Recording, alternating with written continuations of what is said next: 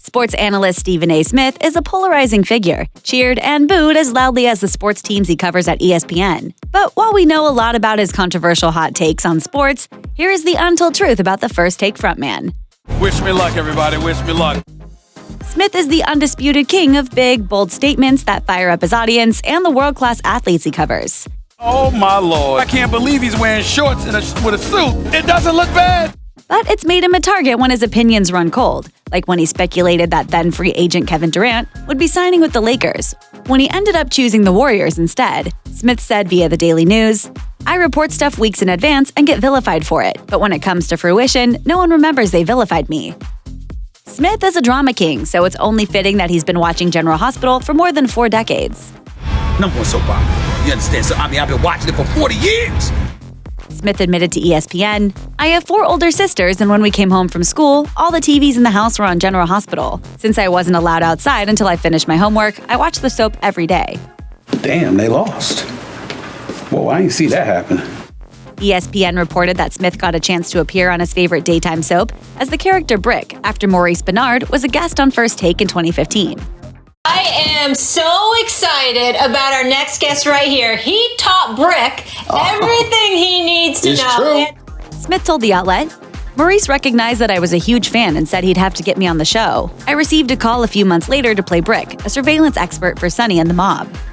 Brick. There you go. Thanks for doing this. Your preferred client. I'm always happy when I get your call.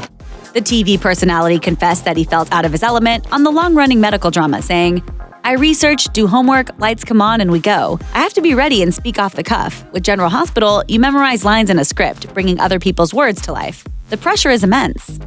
As of 2017, Smith had returned to Port Charles 5 times, turning that cameo into a recurring role. Smith has been accused of being demeaning toward women in the past. During a 2015 FIFA Women's World Cup match, he belittled Norway's goal-scoring Maren Mjelde by saying that the German defenders gave up the goal because they were thinking about their hair. They might not have wanted to mess their head. They gave up a goal. Might not want to mess their head. In another not-so-hot take, Smith accused Ayesha Curry, wife of NBA superstar Steph Curry, for, quote, stepping out of pocket when she criticized the NBA. Smith said, "You can't get caught up in your own individual emotions to the point where it compromises your husband." He dug himself a deeper hole when he compared Ayesha to LeBron James's, quote, gorgeous wife Savannah, praising the latter because she sits there, she doesn't bring any attention to herself. Ayesha tweeted back at Smith, "Why are you putting 2 women against each other like that? You're the one that's out of pocket."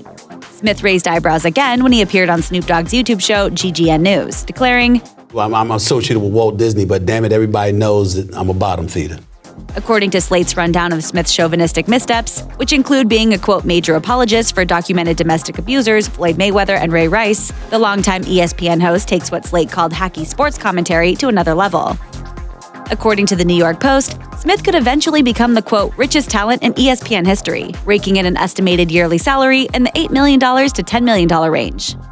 I mean, it's just pathetic, but it's predictable. Smith is supposedly a favorite of ESPN's top brass, who reportedly like that he'll go on air whenever needed, but Smith's success has rubbed some of his peers, such as Jeff Pearlman, the wrong way. The former Sports Illustrated reporter called out ESPN in an essay via Twitter for laying off several respected sports journalists but holding on to Smith because he's really good at yelling and screaming and shouting and barking and stewing. The Wrap reported that Smith responded to Pearlman's criticism by calling him a lowlife and suggesting that he was being singled out because he was black. Smith said, "I'm the only dude on the air that's loud. I know plenty of white dudes that are screaming and going off. They're called passionate. I'm called loud." Check out one of our newest videos right here. Plus, even more Nicki Swift videos about your favorite celebs are coming soon. Subscribe to our YouTube channel and hit the bell so you don't miss a single one.